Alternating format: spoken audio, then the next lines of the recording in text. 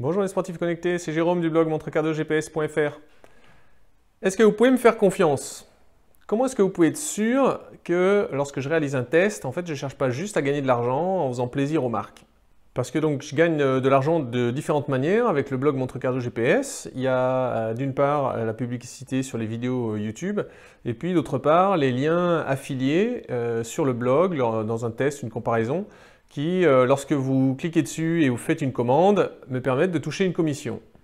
Cela dit, j'ai jamais été payé pour réaliser un test. Et jamais aucune marque n'a validé un contenu d'un article avant que je le publie. En fait, lorsque je publie un test ou une comparaison, les marques, Garmin, Polar, Suunto, Coros, découvrent l'article ou la vidéo en même temps que vous. Ils ne voient rien avant et ils ne valident rien. En fait, je ne suis pas un influenceur ou un youtubeur professionnel. Donc, je ne cherche pas à optimiser les gains que j'en retire. Tout simplement parce que je ne dépends pas de ça pour vivre. J'ai un vrai métier et le blog MontreCardioGPS, c'est juste un hobby. Un hobby qui prend pas mal de temps, mais ça reste un hobby. Donc pour moi, je ne ferai jamais un test payé par une marque, parce que pour moi, l'objectif d'un test, c'est de vous dire la vérité, c'est de tester le produit, et puis vous dire mon ressenti, mon avis, ce que j'ai aimé, ce que j'ai pas aimé. Alors oui, mais les marques, elles me font des cadeaux. En fait, toutes les montres que je teste, elles me sont envoyées gratuitement. Je les achète jamais. Alors c'est régulièrement que je reçois des questions de savoir ce que je fais des montres après. Une fois que j'ai fini de les tester, qu'est-ce que j'en fais? Alors de là, il y a deux cas de figure. Pour certaines, je les renvoie, tout simplement, je les renvoie à la marque. Et pour à peu près la moitié des cas, je les conserve. Mais en fait, même si vous êtes un très fidèle lecteur de montrecardiogps.fr, je pense que vous n'avez jamais réussi à faire la différence entre un test où j'ai renvoyé la montre et un test où j'ai gardé la montre. Alors, je vous le dis jamais, mais je pense que vous êtes incapable de dire « Ah, ça c'est un test où il a conservé la montre en cadeau et ça c'est un test où il a eu la montre gratuitement et puis il l'a renvoyée. » Alors après, j'essaye de conserver un modèle haut de gamme de dernière génération sur chaque marque. Ça me permet deux choses. La première, c'est de pouvoir aller fouiller dans les menus pour vous apporter une réponse quand vous me posez une question. Que ce soit une question par mail ou sur un groupe Facebook, je ne suis pas un héros mais j'ai la marque de votre montre. Parce que je n'ai pas forcément tous les menus complètement dans ma tête par cœur sur toutes les marques. En fait, il y a des fois l'arborescence pour arriver à une fonctionnalité, même si je sais qu'elle existe, je ne la connais pas par cœur. Donc pour vous guider au mieux et vous dire à chaque étape, dans chaque sous-menu, ce qu'il faut sélectionner, je conserve un modèle haut de gamme et ça me permet de répondre à toutes les questions sur les menus et les paramètres. Et puis l'autre raison, c'est que ça me permet de faire des vidéos sur les mises à jour. Comme ça, lorsque une marque annonce une mise à jour, je la teste et je vous la fais découvrir. Ça vous évite d'aller chercher dans tous les menus pour voir ce qui a changé, voir quelles sont les nouveautés. Alors on pourrait penser que du coup mon avis pourrait être biaisé par ces cadeaux. Alors ça aurait peut-être pu être le cas au début, mais franchement maintenant, j'ai plus vraiment besoin d'une montre en plus, même si elle est gratuite. L'autre risque, c'est que je sois tenté de ne pas faire trop de critiques sur les produits pour conserver une bonne relation avec la marque et qu'elle continue de m'envoyer les prochains produits en test lorsqu'elle sortira des nouveautés. Bon, moi je préfère que mes publications soient utiles pour vous.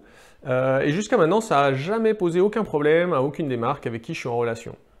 Donc j'hésite pas à donner mon avis, et puis lorsque je fais un test, c'est un test. Si jamais je fais une vidéo après un jour après avoir réceptionné une montre, j'appellerai pas ça un test, j'appelle ça une prise en main.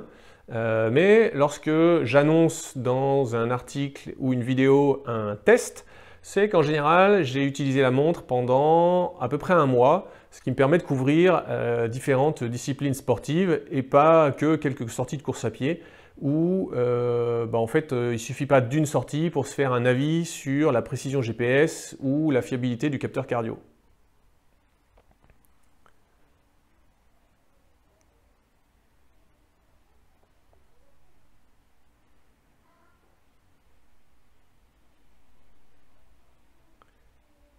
Alors, pourquoi est-ce que j'achète pas les montres moi-même pour les tester? J'imagine que certains, vous pouvez penser que la meilleure façon d'être impartial dans les tests, eh ben, c'est d'acheter soi-même les montres à tester, et comme ça, on ne dépend absolument pas de la relation avec la marque. Eh bien, je ne suis pas de cet avis. Je pense qu'au contraire, si j'achetais mes montres, il y aurait un risque de tomber dans une notion de rentabilité. De se dire, bon bah maintenant que j'ai dépensé 500 € pour acheter cette montre, il va falloir que j'arrive à me les rembourser ces 500 €. Et donc il va falloir que je dise que cette montre est bien pour que les gens cliquent sur le lien et aillent l'acheter chez un partenaire pour que je touche une commission. Et il faudra que la somme de toutes ces commissions fasse au moins 500 €. Parce que si je dis que la montre est mauvaise et que personne va l'acheter, eh ben j'en serai de 500 € de ma poche. Donc le fait de passer par des mises à disposition gratuites par une marque, eh ben, selon moi, c'est ça qui permet en fait le plus d'impartialité. Alors est-ce que je suis pour autant totalement impartial? Probablement pas.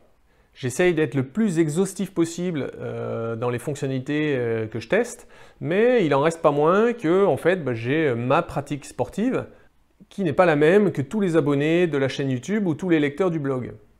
On n'a pas tous la même utilisation, les mêmes besoins ou les mêmes envies.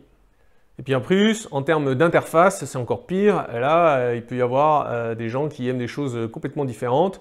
Il n'y a qu'à voir les discussions sur les écrans tactiles sur les montres de sport depuis des années, entre les gens qui disent c'est nul pour le sport, les gens qui disent c'est quand même pas mal en termes de confort d'utilisation. Bon. Puis après, il y a aussi des goûts en termes de design, ceux qui aiment un design épuré, ceux qui aiment un design plutôt rugueux à la Casio G-Shock. Bon, ça c'est pareil, hein, tous les goûts et les couleurs sont dans la nature. Mais vraiment, j'essaye d'être le plus impartial dans mes tests et j'essaye qu'ils soient utiles. En fait, c'est simple, hein, je dis la vérité. Je dis ce que j'aime, je dis ce que j'aime pas et il n'y a aucune marque qui me le reproche. La meilleure illustration, c'est la vidéo que j'ai faite sur si la pub Garmin était honnête. C'est évidemment une caricature, c'est évidemment ironique, mais il y a quand même du vrai dans tout ce que j'ai dit. Tout ce qui m'a permis de construire cette vidéo, je l'ai pioché à droite et à gauche sur des groupes Facebook, sur des forums, en commentaire, dans des mails que j'ai reçus. Voilà, c'est des éléments que j'ai reçus et que j'ai exagérés pour en faire une vidéo humoristique. Et ça n'a pas empêché Garmin de me renvoyer des montres GPS depuis.